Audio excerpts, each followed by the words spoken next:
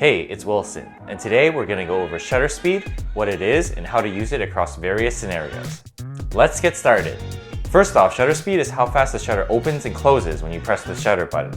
You can think of the shutter as a single blind mechanism that opens up when you press the shutter to let light in. The longer the shutter is open, the more light that gets let in. Shutter speed is measured in fractions. Generally speaking, you want a higher shutter speed when it's bright out and a lower shutter speed when it's dark. Most cameras have a shutter speed between 30 seconds and 1/4000th of a second. Some high-end cameras and mirrorless cameras can go up to 1/8000th of a second. If you're shooting stationary subjects that don't move like food, then you want the lowest shutter speed possible without getting any handshake blur. Usually though, I like to double this number to be safe. It's easier to be safe than to have to take the photo again. So if I'm shooting with a 50mm lens, I like to shoot with a shutter speed of 1/100th at a minimum. One thing to keep in mind, however, is if you're shooting on a crop body.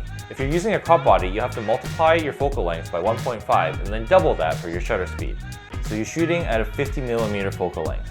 You need to multiply that by 1.5 times, which will give you 75. And then you double that, which will give you 150. You'll then use a shutter speed of 1/160th, since shutter speeds are measured in fractions and 1/150th doesn't exist. Another thing to keep in mind is if your lens or camera body offers stabilization.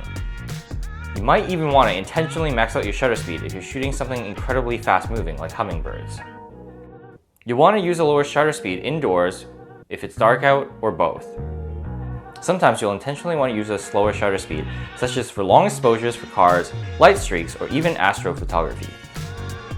If you're feeling a bit more advanced, you may want to intentionally shoot with a low shutter speed to create a bit of blur, which gives the photo a bit more life and energy. Here's an example of how to apply shutter speed differently in the same scenario. Say you're taking a photo of something being poured. In my case, I'm just going to use water.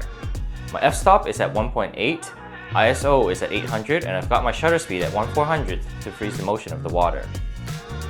But say I want to show more of the motion of the water. I'll change my f-stop to f4, lower my shutter speed to 1/120th so that it creates a bit more blur in the motion, and lower the ISO accordingly as a slower shutter speed lets in more light, so I'll have to lower the ISO to 200 to match the exposure of the previous image. And there you have it, a comprehensive guide to shutter speeds. I hope you were able to learn something in this video that you can apply to your photography. If you have any questions at all, don't hesitate to leave them down below in the comments. See you next time!